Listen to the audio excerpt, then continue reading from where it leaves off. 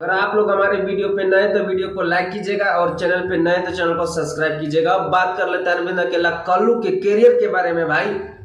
तो अरविंद अकेला कल्लू का जो है ना करियर जो है ना खराब तो कर ही दिया। एफआईआर तो दर्ज हो ही चुका है और कल्लू का फैमिली के ऊपर भाई इतना बड़ा बड़ा और इतना अश्लीलता सब गाना गा रहा है ना।